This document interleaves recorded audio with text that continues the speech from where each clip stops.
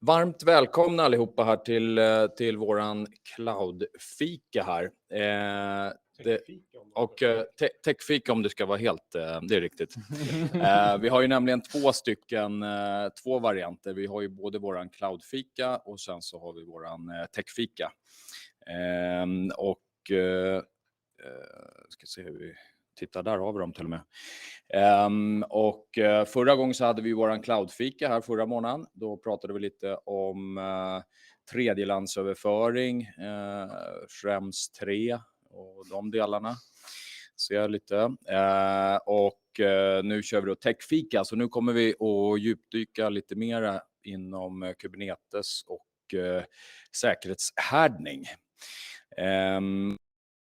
Så de här eventen brukar vi försöka köra 3-4 gånger per år. Och det går alltså utmärkt att ställa frågor under presentationerna som Christian kommer att köra. Också via chatten då, så vi kommer säga till här om det dyker in några frågor. Nödutgångar har vi också här på plats då, både här bak och på sidan. Måste vi alltid informera om. Bra, men vi tänkte väl att vi skulle kanske presentera Elastic bara lite kort innan vi drar igång. Så då tänkte jag lämna över här till min kollega Jocke då. Tack. Det är många bekanta ansikten, men det brukar alltid vara ett gäng nya, så jag tänker inte köra någon lång bänk, men i alla fall nämna några ord på lite var vi kommer ifrån. Om man ska sammanfatta liksom det vi gör, så vi är en svensk molnplattform och vi inriktar oss till verksamheter som vill leverera någon typ av affärskritisk online-tjänst. Det är våra kärna. Ofta är det kombination med känslig data, för att det också underlättar liksom regulatoriskt på många sätt, och liksom jobba med en lokal leverantör istället. Och det finns väl några saker som vi tycker är viktiga, som vi liksom baserar vår plattform på och så vidare. För det första tror jag liksom det är på hur vi bygger vår plattform, och jag tycker att vi bygger på det sätt som också många liksom hyperscalers gör, som är med krav för att kunna bygga liksom bra högtillgängliga lösningar, i alla fall där man har liksom persistent data i någon form då. Så att vår plattform består av 3 stycken separata liksom datacenter som hanteras som tillgänglighetszoner. De är liksom fullfunktionscenter, så att när du konsumerar våra tjänster så väljer man helt enkelt liksom var man vill köra sina liksom respektive resurs, liksom i vilket datacenter. Så att ta Kubernetes till exempel, vi har ju liksom mer en barebone Kubernetes-tjänst. Så att alla de tjänster som eller om du köper ett sånt kluster då finns de resurserna över alla 3 datacenter. Så vi ska kunna tappa till ett datacenter, men din applikation ska fortfarande kunna köra vidare. Support är något som ligger oss väldigt varmt om hjärtat. Det är något som för det här. Så att om man köper våra tjänster så ingår det 24/7-support. Och vi har en responstid på max 15 minuter om det är ett kritiskt fel, liksom dygnet runt. Och det är för att man ska få en trygghet, liksom alltid få hjälp när det verkligen behövs då. Hållbarhetsaspekten är också superviktig, inte bara det miljömässiga, liksom att vi har liksom förnybar energi i våra datacenter och vi reser på ett miljömässigt sätt och så vidare, utan även på ett ur ett samhällsperspektiv då. Så vi betalar skatt i Sverige som är ett svenskt bolag. Vissa affärssektorer som vi inte jobbar alls med, gambling till exempel kör vi kör inte typ sms-lån och så här tjänster, sånt som kapitaliserar liksom på en redan utsatt kundgrupp. Och samtidigt så sponsrar vi ett antal projekt som får köra gratis på våra plattformar, och ofta liksom non-profit som ger ett liksom ganska stort samhällsvärde som vi uppskattar. Utan inlåsning är såklart väldigt viktigt, och jag tycker en av grundpelarna i den här leveransmodellen.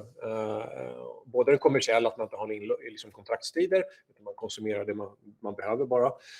Men även den tekniska delen, och det där är mycket runt open source. Vi är ju väldigt open source-tunga. Vi gillar som open source och hela det. Det finns många fördelar med det. Och en av de fördelarna är ju att om man jobbar med ett starkt open source-projekt och öppna standarder, så kan man ju välja mycket mer fritt. Liksom. Du kan välja att köra on-prem i någon form. Du kan få det paketerat om någon kommersiell leverantör, eller du kan förhoppningsvis köpa det som tjänst då, från ett antal leverantörer. Och sen så Cloud Native, och det leder oss in lite till dagens ämne då. Vi gillar ju Cloud Native-ekosystemet generellt, och vi har ju våran egna liksom barebone liksom Kubernetes, och vi jobbar även med partner som Elasticus bland annat, och Elasticus levererar också en Kubernetes-tjänst som är en större paketering som innehåller mycket flera komponenter i, och hjälper, och Christian kommer berätta lite mer om det. Så med det vill jag lämna över till Christian. Tack. Varmt välkommen, superkul att du ville komma och köra den här dragningen. Just säkerhet är ju alltid superintressant. Ja, tack så mycket för inbjudan. Ja. Härligt. Okej, jag ska fortsätta den här föreläsningen på engelska, men om ni vill ställa frågor på svenska då går det också jättebra. Det är bara att om jag behöver switcha fram och tillbaks från Cloud Native-begrepp till svenska och tillbaks, det är lite för jobbigt för mig. But hello everyone. My name is Christian Klein. I'm a senior cloud architect and DPO for Elasticus, as well as adjunct lecturer at Umeå University. And I'm passionate about cloud computing and information security. I am the architect of Compliant Kubernetes, which is a CNCS certified open source Kubernetes distribution, which focuses on data protection, such as GDPR, Swedish patient law, and other regulations used in a Swedish public sector. And at Elasticus, we operate Compliant Kubernetes for companies in health tech, in ed tech, and also in fintech on EU cloud providers, such as our amazing partner, Elastex. Thank you so much for your invitation. I promised to talk about security hardening Kubernetes. Note, however, that in my mind, as Joachim already kind of hinted at it, to me, Kubernetes is really just an engine, and you still need to build a really powerful core around it. So at the very least, you might want to add some kind of observability, so you can look at metrics and application logs. And moreover, Kubernetes is increasingly being used to host additional services such as databases or in-memory caches. So in a way, it's becoming a bit like HTTPS, right? You have all kind of applications such as chat and video and email on top, and then you have all kind of weird technologies such as wireless and wired and 5G and whatnot. And then all of these are kind of made the same by this hourglass waste called HTTPS. Similarly, also Kubernetes helps you, let's say, organize infrastructures that might be a little bit different, and then present them in a uniform fashion to any kind of application or additional managed service you have on top. But suffice to say that Kubernetes is a very essential component of a Kubernetes-based platform, but it's by far not the only one. I would like to start with a few security hygiene topics, and I know that we have at least one CISO in the audience, so I'm sure that he will enjoy listening to that part. Before I dive into security hardening. And this is because, unfortunately, I notice way too many organizations that are interested in security hardening Kubernetes, but to me, it doesn't really make sense to talk about security hardening before you got the basics right. So that being said, let me first start with a few security hygiene topics. First of all, I think it's really important for you or for anybody operating Kubernetes to set the scope properly. Unfortunately, I see way too many organizations that, they're looking for DevOps engineers, right? And what are DevOps engineers supposed to do? Well, they're kind of dealing with all of these things, right? Everything from designing user interface to making sure that the storage cluster is healthy and things like that. And this is just not realistic, right? There is simply too much knowledge out there. It doesn't fit in anybody's head. And notice that we're talking here also about operations. So it's not only about, taking the time and Googling for what should I do if, I don't know, Ceph cluster is down. But that's one thing. But it's a completely different thing at 2 a.m. out of muscle memory to investigate how to restore that, in stress, while you're drowsy, while you're stressed, while everything like that. So this is why it's really important for you to scope your tech stack into more manageable pieces that, let's say, fit into the brains of fewer people. And I generally like to think about it as, you're having on the top of it the application team with their technology stack and with their concerns. And then have the platform team where I see Kubernetes as being one of the building blocks. And then on the very bottom, you have the infrastructure team who deals with things like Ceph clusters and OpenStack, such as Elastax. And I've seen quite many different ways to decide how to split the scope. So sometimes the platform team is rather high in the stack, and then they might be dealing with what I call code for platform boilerplates, such as making sure the applications do SIG term handling and structure logging and whatnot. In other cases, the platform team is rather low in the stack and might be operating, let's say, a small storage cluster on top of Kubernetes. And there are many different scopings that make sense, as long as it is clear to everyone and things don't fall between the chairs, and as long as you're assigning the right skills to the right task. Next on my list of security hygiene issues is alerting culture.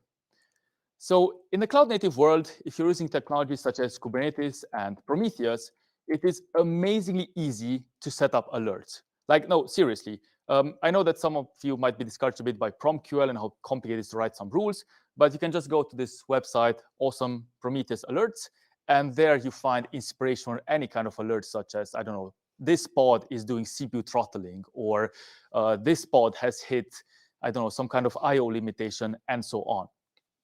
However, it's still I still notice that organizations are challenged by getting alert ping right.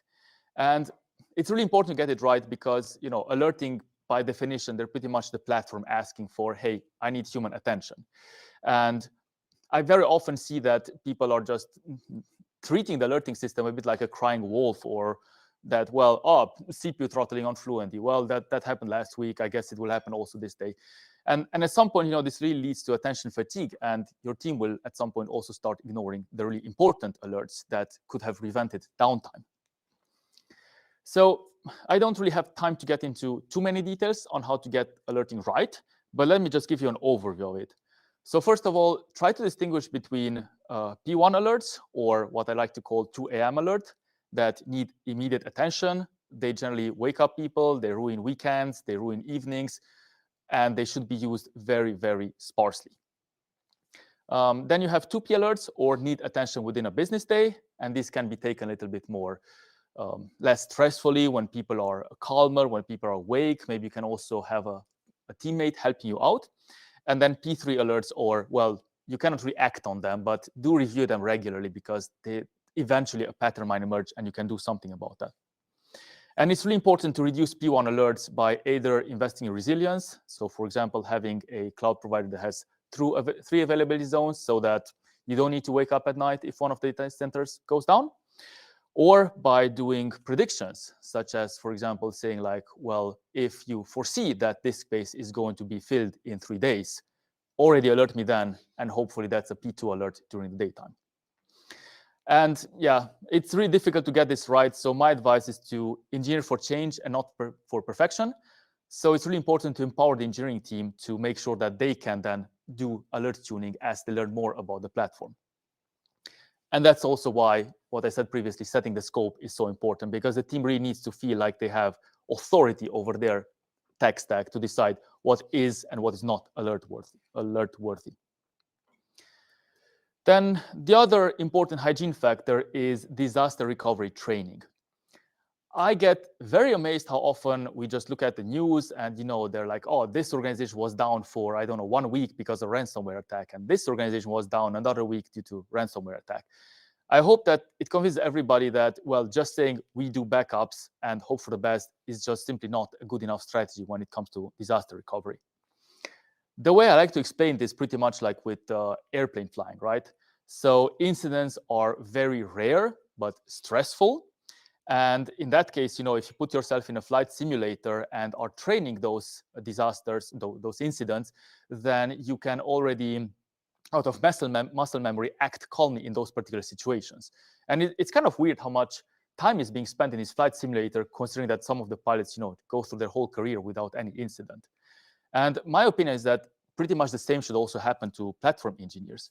So often disaster recovery is complex and stressful, hence it needs to be trained regularly. It's also very good because it gives the team more confidence and morale, right? It really empowers them to think like, oh, no matter how tough the incident, there's always a way out. And it happened to us a few times that, we lost all data on a data center, no biggie, just restore from offsite cloud. It took a little bit of time, but customers were really happy in the end to see that everything was exactly as it should be. And if there's really no way for you to get convinced about actually allocating that time to do disaster recovery training, just tell your boss that there are regulations that actually mandate this. So this is not, if you are dealing with health data, for example, this is not just a recommendation, but this is actually what Swedish authorities require you to do. Just copy paste this particular article and they'll find it for you. Another hygiene factor that is often neglected is maintenance. And it seems like we're having a bit of an issue with this as a species. So I haven't really read any newspaper saying like, wow, this huge maintenance project was done, or there is no venture cup for maintenance, right? There's only for innovation. And everybody kind of keeps saying maintenance is boring, right? Until something happens, like a bridge collapses or some kind of train stops in the middle of nowhere and so on. And I wish I were here to give you good news that, that happens only with civil engineering. So we with software engineering, we are so much better. Unfortunately, data from a report commissioned by Datadog in 2020 illustrated that the Kubernetes version used at that time already reached end of life. So that means that it's not only security that Kubernetes version wasn't secure, it means it wasn't even getting security patches. That's how old those particular versions were. So let's not save time on maintenance and let's foster good maintenance habits. And the way I would recommend to do this is first to focus on cadence. So make sure that it actually happens every time at regular intervals, maybe monthly, maybe quarterly, it doesn't really matter, but just make sure that you're not postponing it because other high priority stuff came in. And at this point, you can actually do it manually just to get used to the process and to get comfortable with it and to also understand what are the gotchas when, for example, upgrading from one minor Kubernetes version to another. How much do I need to worry about APIs getting removed? How much do I need to worry about APIs getting deprecated and so on? Then once you have cadence right, then you can focus on predictability, right? So making sure that our scripts don't fail and need to be started again, or making sure that they always complete successfully and so on.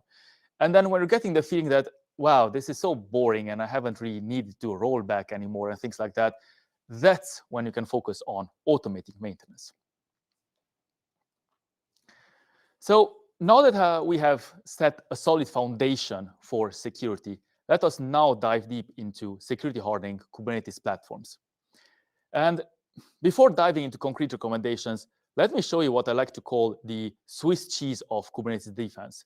This is actually some image that was used during the COVID pandemic, which kind of showed that people shouldn't think about one single measure like as the silver bullet that fixes everything. Rather, they should look at all the different measures that, of course, were a bit annoying at that time, are working together in order to prevent the spread of the virus. And this is a very good model. I actually copied this from the epidemiologist that came with the drawing, and it's Creative Commons, so that's fine. But I adapted it to a Kubernetes platform. So basically what you need to imagine is that on the very right, you're having your customer data, which you're trying to protect. You're trying to make sure it's confidentiality, availability, and integrity. And on the left, you're having the attackers that try to get to your data. And hopefully, in order to get to this data, they need to pass through very, very, very many layers.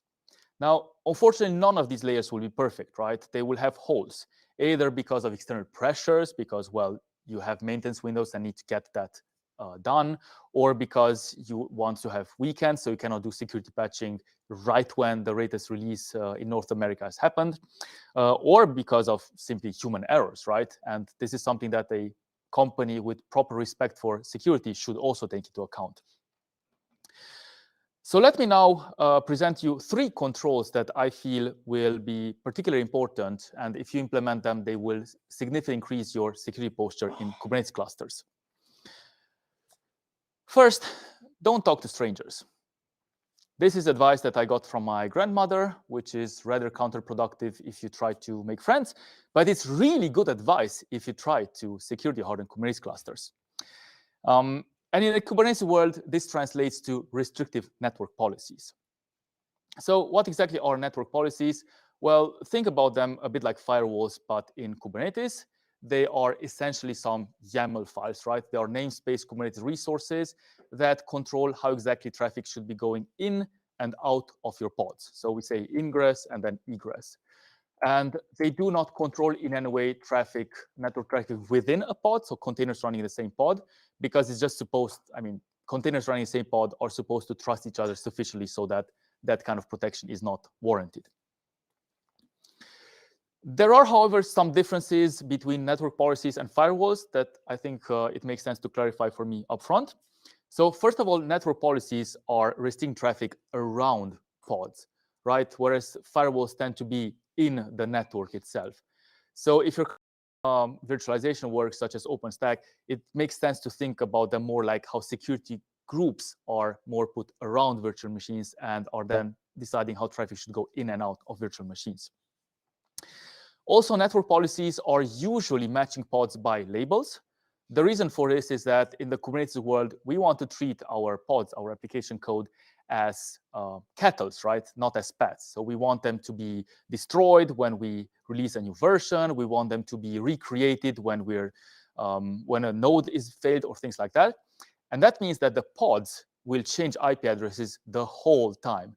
So it doesn't really make sense to, I don't know, issue a service ticket with the network security team every single time you deploy a new version of your application, or every single time you scale out or scale in your deployment. However, you might have external systems, and in that case, you can still match by IP address in order to control how traffic comes and goes, comes from those external systems and goes into those external systems. Also important to note is that network policies are stateful, which means that if you're allowing client to server traffic, then the matching server to client traffic will also be allowed. Let me try to make this a little bit more concrete by giving you an example of a very restrictive network policy. So as you can see, this is kind network policy. It's located in a namespace of my app, right? My application that I just deployed at some point. And then the note 1 shows you the pod selector, right? This is the specification which tells what labels should be matched in order for this network policy to apply to that particular pod, right? For those of you who are familiar with Helm, you might notice that these labels are oddly similar to what Helm would anyway recommend you to put around your pods if you're using that solution. Then the second note says, what kind of policy am I describing? In this case, I'm describing both an ingress and an egress traffic policy. And then when it comes to egress, pretty much this pod is only allowed to issue DNS traffic, right? UDP port 53. And then when it comes to ingress traffic, it's only HTTP traffic from potential ingress control, something like this, that is allowed into these pods. So as you can see, this is an extremely restrictive, probably one of the most restrictive network policies that I could come up with. Why bother with such restrictive network policies? It feels like right, that is very easy to write, but it feels really tricky to come up with the right network policy for your application. Why would you bother with this? So in one of the most convincing arguments to me is that in 2021, Log4Shell really caught the world by surprise. It was a 0-day vulnerability which affected almost all Java vulnerabilities, Java installations out there. If the attacker could control some HTTP request and get it into the logs, then they could basically trigger remote code execution, right? And everybody was really shocked that, well, apparently the vulnerability was in the code for the last 6 years, and it has been discovered rather late. And, well, it was a perfect score 10, right? I mean, you could trigger remote code execution with very little privilege from the outside. However, what surprised me at the time is that people were so stressed and so panicked about it, because if you're looking at the vulnerability more in details, it actually requires your application to talk to some strange LDAP server, and it requires that same application to talk again to some other server to download a Java class file. So my question is rather, why was the application allowed to talk to these strangers to begin with? So had people then had the habit to have more strict network policies, it would have probably, this vulnerability might not have gone to the highest level of all company hierarchies. So So how do you write then restrictive network policies? Well, you can use some really nice tools such as service meshes in order to better understand. So service meshes are kind of a layer 4 solution to add proxies between all of your application components, and then you can get a better understanding of network traffic within your application. If you don't want to deploy service meshes, you can use something like distributed tracing, which is some code that is running a bit more intimate, that hooks a little bit more intimately with your application code. Or you can just use plain old and boring TCP dump and ask your Kubernetes administrator to help you with some really good network policies. Now, a word of caution, these tools are useful, but they're not a silver bullet. So I know that many people are asking for, like, can I just have a tool that, recommends me network policy and I click yes and I'm done with this? But that's not the right way to go with it for 2 reasons. Because either you might over permit things in the network policy. For example, because, I don't know, you allowed some telemetry that you didn't intend to have to begin with. But you might also block, so you might be too permissive, right? If, for example, you see some telemetry traffic, but fail to properly act on it and block it. But it might also be that you're not permissive enough. So if you don't understand properly, is this pod supposed to talk only to this pod, or is it perhaps in a weird configuration also supposed to talk to this pod, then you might actually create a network policy that leads to downtime. So I'm afraid that these tools are useful, but the only correct solution to this problem is really to understand your application, to understand really what it's supposed to do and what it's not supposed to do when it comes to network traffic. And this is why I really talked a lot in the beginning, like, have your scope right? Because the last thing you want to hear is like, well, I don't really know what this application is supposed to do. Somebody in your organization needs to have the mandate to come up with an answer on this, and then you can create really good network policies as a result of that. Now, used wisely, network policies help you sleep better at night because some vulnerabilities are harder to exploit, as I've just shown, if you have proper network policies. And this also gives a little bit of extra time, to discover vulnerabilities, to assess them, to apply them, and so on. That being said, network policies should not be seen as an excuse for poor vulnerability management, which is why, as a second security hardening issue, I will also talk about proper vulnerability management. So I'm pretty sure that all of you know what are vulnerabilities, but let's just make sure that we agree on their definition. Essentially, vulnerabilities are weaknesses in your code, or as I would like to call them, security bugs, which, if left unattended, allow attackers to trick your application in doing things that it's not supposed to do.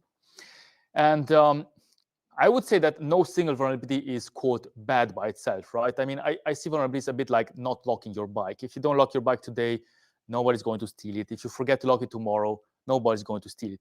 But if you systematically neglect to lock your bike, eventually somebody will notice and prefer stealing your bike over the bike that is parked next to yours.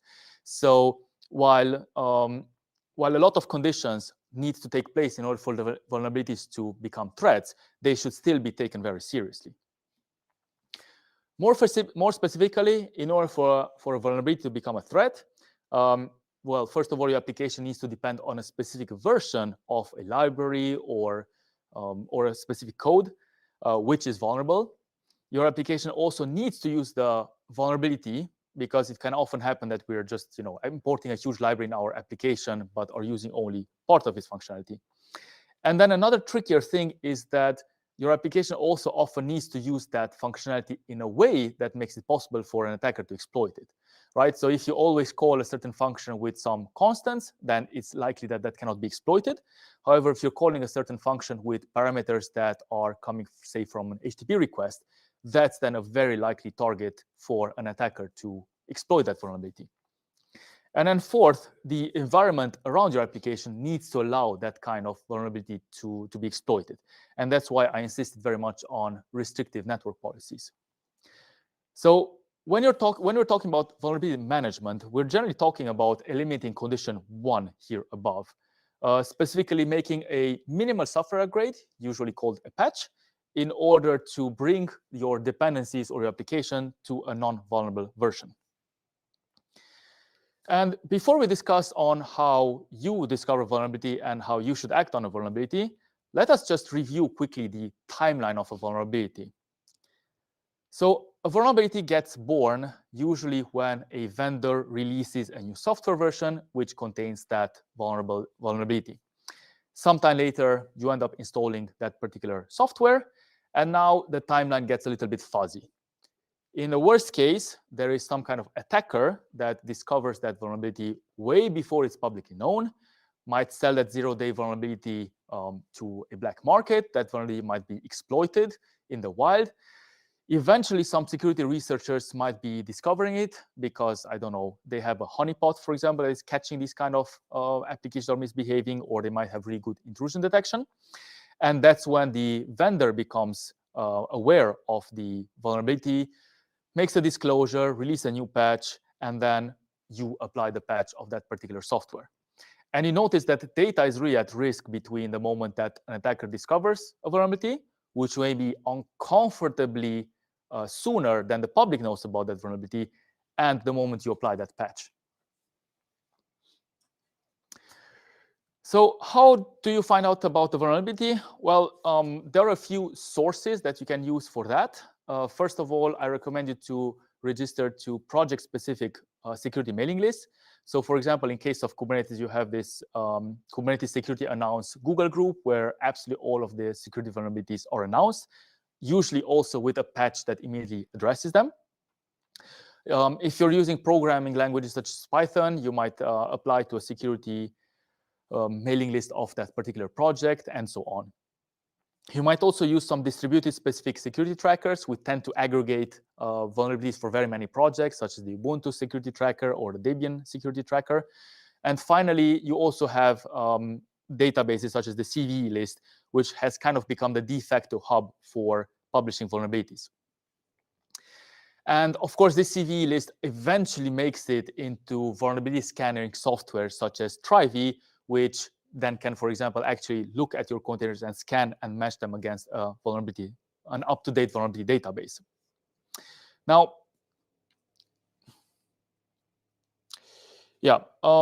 so I recommend you to use all of these signals for vulnerability management. So do subscribe to security announcements, decide where to put container vulnerability scanning. It can be either in the CI/CD pipeline. So for example, if you're using Node.js, then you could do something like npm audit somewhere in CI/CD pipeline, or you might have it in a container registry, where then you can, for example, enforce a certain policy that images cannot be pulled if they have vulnerabilities above a certain criticality. You can even go as far as to enforce that your Kubernetes clusters need to pull images from a certain container registry, which is having vulnerability scanning, so as to make sure that all of your container images go through the same security baseline. And of course, you can also do in-cluster security vulnerability scanning, such as with the Trivy operator. Now, unfortunately, we kind of found that these security vulnerability tools are a little bit noisy. They tend to be crying wolf. I'm a little bit unsure why that is. My conjecture is that whenever you're evaluating a security scanning tool, you're kind of looking at, this one seems to be scanning, seems to be finding more vulnerabilities, so this must be better, right? Whereas you don't really know if it's better because it found more things, if it has more databases, or because it's just horribly bad at matching versions. So in that sense, I would recommend you to use container scanning like Trivy more for sanity check at a regular interval, just to make sure that no vulnerability gets left behind. But then use security advisors for, reactivity and making sure that your attention is directed in a good spot. So we, for example, we have a Slack channel called Security Lists, where we just dump all of the security advisories of all of our projects, and then either we discuss them there, or it becomes a discussion during our stand-up that day. And what happens then with vulnerabilities is that three things can happen, right? If you assess that data is in immediate danger, then there's really only one right thing to do, which is to drop all and apply the patch. It doesn't matter if that particular day you had to burn more story points. It doesn't matter if product management waits for that feature eagerly. The only correct thing to do in that case is to really take care of this vulnerability and patch your systems. Now, as often is the case, vulnerabilities are not posing an immediate threat to data, but it's still not good to leave them unattended. So in that case, you might just as well create an issue and then schedule it in your normal sprint planning and take it, let's say, a little bit more calmly. And then finally, it could also be that, well, you're not using that version at all because you upgrade last month. So in that case, just ignore. One more note, I still hear too many developer teams or Kubernetes administrators, they are saying like, yeah, but I don't really want to drop all and patch this immediately because it might lead to downtime. I'm too scared of that. And the solution to that is very simple. Really go back to the security hygiene that we just discussed. Foster good maintenance habits so that when this situation arises, the team already knows from muscle memory how to apply the security patch. Also, perhaps make sure that you have contracts in place with your customers, whether internal or externals, which says, which sets the barrier and makes it clear that downtime, like a 5-minute downtime, is preferred to leaving a critical vulnerability unattended. Yeah. As you have seen on the vulnerability timeline, even for companies featuring the best vulnerability management, there is still an uncomfortably long window of opportunity where attackers may exploit so-called zero-day vulnerabilities that are not yet known to the public. And I would like to present you intrusion detection in the Kubernetes world and how this can help you better protect your data against unknown unknowns. Before we discuss intrusion detection, let us learn more about intrusions, what they are and how they progress. So let's say that somehow an attacker found a vulnerability in your application, or perhaps you forgot to close a web shell or something like that. They will somehow discover it by just scanning the internet. And the first thing that they will want to do is they will really want to study the object of that they're trying to hack into.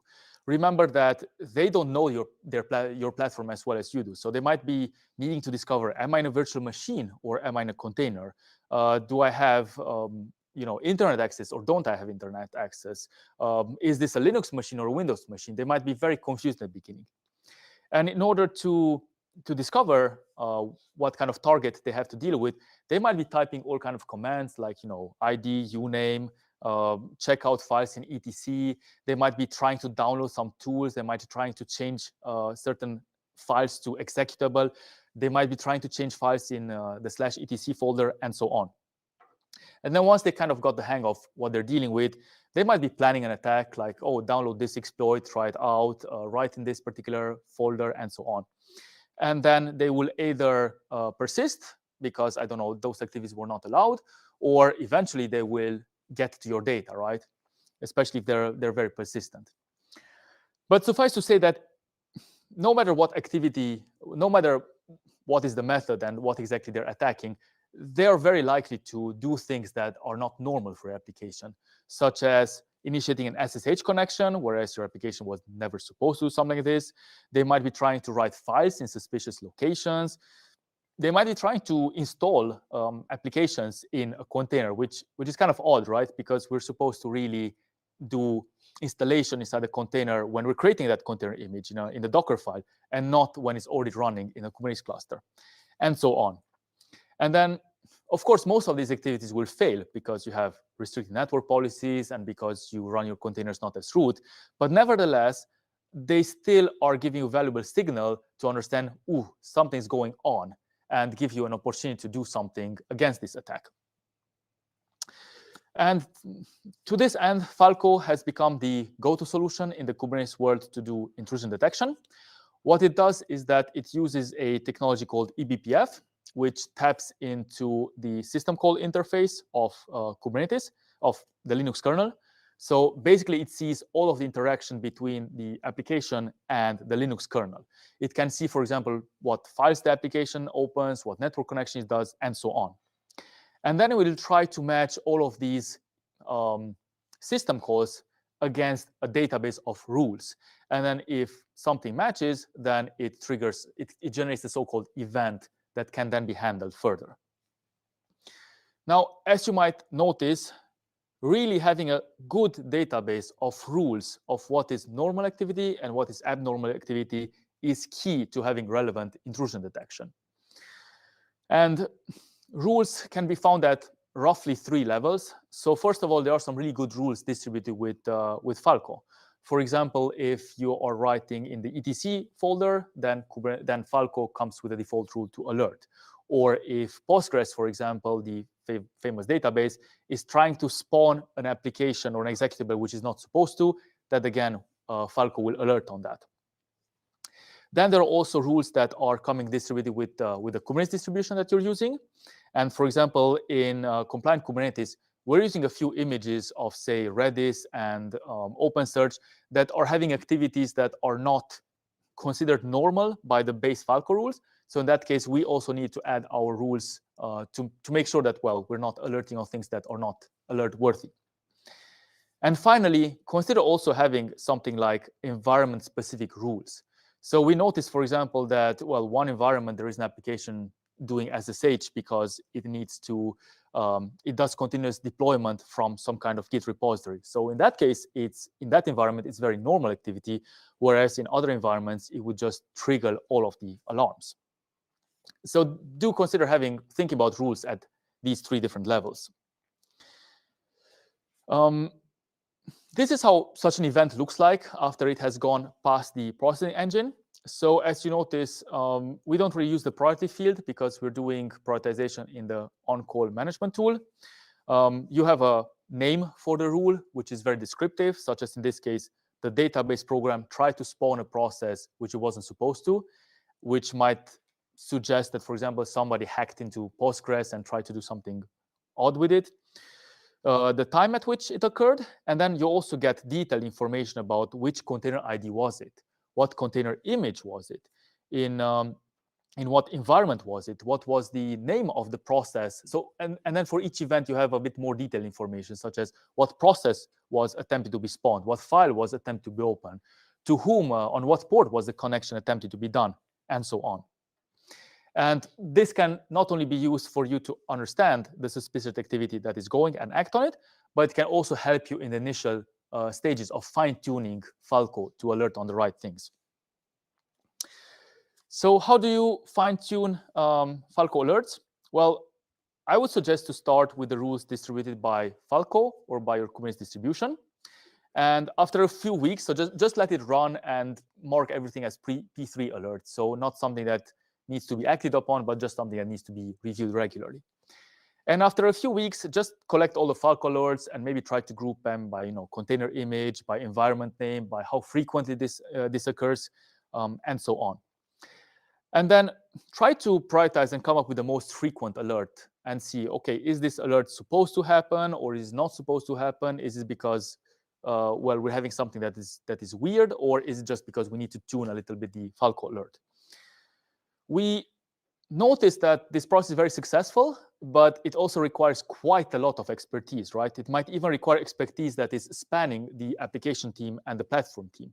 You might actually need to explain your application team, okay, this particular behavior of your application is a little bit suspicious. Could you perhaps, I don't know, move your files, use /tmp instead of /etc for temporary files, for example. So do consider having old hand, or let me give you another example. If you're having, so for example, a suspicious activity against the PostgreSQL database, maybe you need to call in a DBA to understand, is this something that is supposed to happen or is this supposed not to happen? Because it might be that this is just a boring, point-in-time recovery operation that is absolutely normal, but it might also be that it's completely abnormal. And, well, it's really difficult without having the right skills in the room to decide on this. So do consider that if some of these alerts are tricky, just to make an all-hand engineering meeting with that. So then update the rules first for the environment, and then if you feel that this is generalizable, do try to upstream this to the Kubernetes distribution, or why not even as high as Falco. And in fact, this is what we did. We found, for example, that the rules provided with Falco were not compatible with what is provided with the Zalando PostgreSQL operator. So then we just upstream those changes, and now everybody can benefit from our improvements and have more relevant alerts coming from Falco. And just repeat steps 2 to 6 until you have found the right level of alerting, and until you feel like you can finally upgrade those alerts from P3 to P2, where you would then need to act on them immediately. Or maybe one day you'll even reach that moment where you want to upgrade them to P1, so that you can even catch weird activities during the weekend and not give attackers those extra 2 days to make their way in your infrastructure. Yeah. Let me summarize my talk so far. So I recommend you for security hardening Kubernetes platforms to start by blocking unnecessary network traffic, because this makes some vulnerabilities harder to exploit, and it also makes it for attackers really hard to move laterally from one application component to another. Also, systematically apply security patches to make sure that your vulnerabilities don't pile up and eventually get exploited by an attacker, but instead that you apply them in an orderly and systematic manner.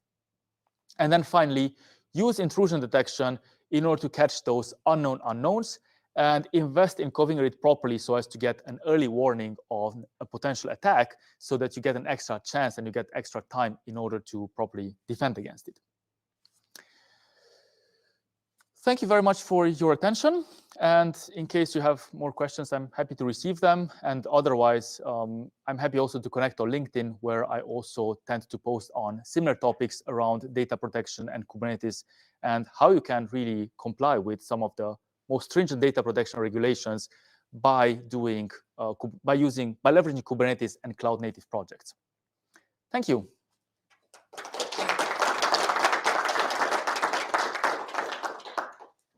Do we have any questions? Don't be shy.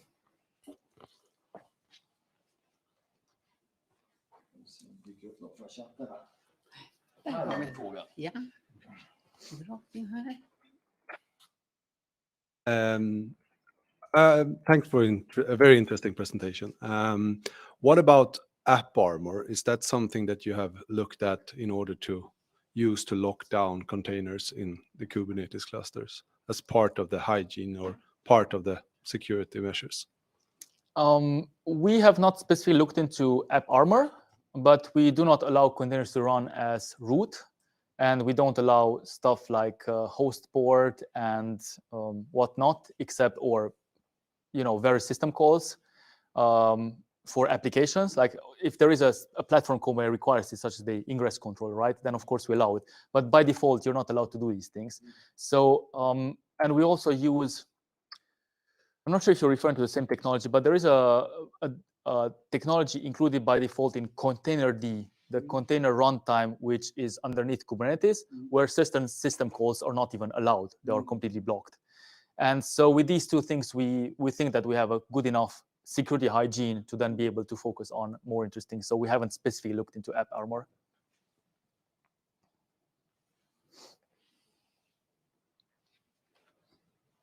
Ja, titta. Härligt. Motion. I think with Falco and the IDS, have you done any experimentation or implemented IPS based on that? For example, to add automation to kill a container that actually does something that is not allowed? We haven't really gotten that far in our Falco journey.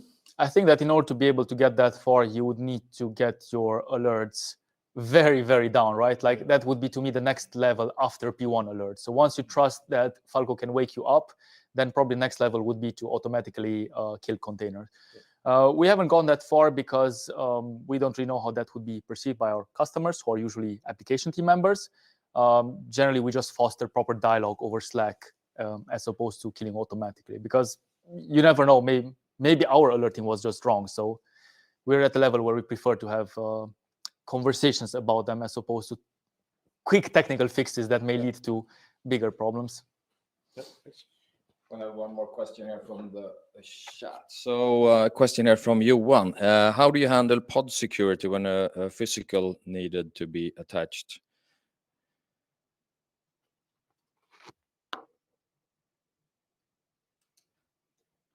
Did you get that one? Can you repeat that question? How do you handle pod security when a physical, I guess, node maybe needed to be attached? Device. Okay. Yeah, device. The physical device needs to be attached. We did not have so far any requirement for that.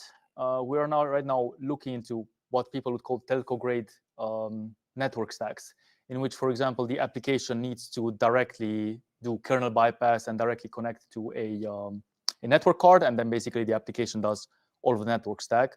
There are solutions for that, right? You need to run a different container network interface, such as Multus. But right now, we haven't had enough demand for this to look into it, and in particular on how to do a sane separation of concerns so that the application can do its job and interact with that network card, but without in any way compromising the rest of the platform. Okay, great. Thanks for that. One more question here from Songho Lee. I was wondering about ingress traffic control. Apologies if the topic is already covered in the beginning of the presentation. Which measures could we take against DDoS? That's actually a very good question. So let me decompose into two questions. How do you do allow listing for my ingress controller? And then how do I protect against DDoS? And as far as it goes to IP, to allow listing on ingress controller, I should have probably also added that as a, let's say, yet another security hardening advice, right? So if your application only receives traffic from IP addresses that are geolocated to Sweden, then of course that reduces significantly also your attack surface. And this can be very easily done by, for example, we use the Nginx ingress controller. You just add an annotation to your ingress objects, and there you can list what IP networks access should be had from. And this is what, for example, we're doing when we are giving access to Grafana, to Harbor, and to OpenSearch. We like our customers to give us a well-defined IP range from which access to those resources is allowed. And if they are not, if they don't dial within their VPN, then pretty much access is denied already at the ingress controller side before the attacker would even have a chance to exploit some vulnerability in OpenSearch. So no OpenSearch, no SSL code, no OpenSearch code gets used if that traffic is being blocked. As to the second question, I feel that Joachim might have a more pertinent answer here, because as far as I understand, when you're having DDoS, there is some really smart technology nowadays to basically send via BGP all of the upstream routers kind of instructions to filter that particular flow and block the DDoS attack as close as possible to their source. So in that case, we would pretty much just rely on the cloud provider to provide the DDoS resilience for us, as opposed to, we feel that infrastructure which integrates with the network is the right level to deal with DDoS attacks and not in the platform. Yeah, it kind of depends on the type of attack, if it's a volumetric layer 3, layer 4 attack, or if it's layer 7 as well. So layer 3 and layer 4, it's of course very hard to beat on that level. It will probably destroy lots of things before that. But layer 7, you maybe can do some stuff, but it's I think that's normally also very application close to actually detect a pattern that is bad, that it stops responding on, for example. So then exactly. So then you could do some rate limiting your application. Exactly. Service mesh, for example, are marvelous at that. But then you would have the second question. So do I rate limit on IP address, or do I rate limit on session? Do I rate limit different for logged in or for anonymous users? So those kind of rate limiting DDoS attacks you could prevent from the application side. But as you said, if the sheer volume of the internet maxing out your network interface, those are better dealt with by the infrastructure provider.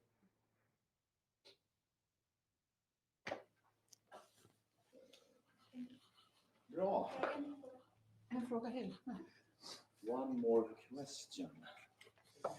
Okay, let's see. Okay, one more question. Maybe a vague question, but do we feel need of deploying additional WAF, Web Application Firewall, in front of Kubernetes ingress controller? That's a very good question. We can set up in Combined Kubernetes, for example, mod security, which is the web application firewall that comes with Nginx, and it can be it's basically a few lines of configuration, right? And you have it in your Nginx ingress controller. However, the tricky part is that you also need to configure that web application firewall, that WAF, properly. And for example, when we deployed it against our application stack, it pretty immediately, flagged certain operations as, oh, there can be some cross-site request forgery here, or, oh, this looks like a SQL injection, whereas it wasn't really the case. It was very benign. So yes, that's also something I can do. You can leverage, like I said, mod security, which integrates really nicely with the Nginx ingress controller as part of Kubernetes. But make sure that you don't just enable it, but rather you talk to the application team to, again, tune and figure out what is normal and what is abnormal behavior. Great, thanks for that. So I think that's the last question here in the chat. Anyone else? Otherwise, we would like to thank you, Christian, for sharing your knowledge. So nice. Here. That's the small goodie bag. Thank you. Thank you. Thank you. Great, excellent.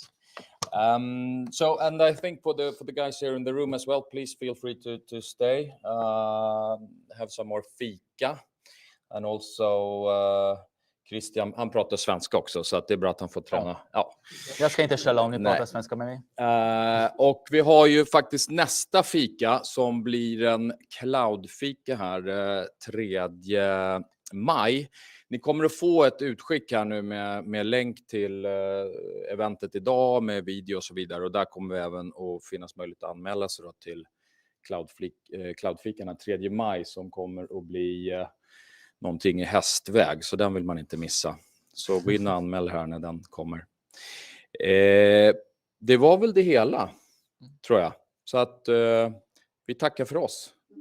Kul att ni ville komma. Härligt. Så.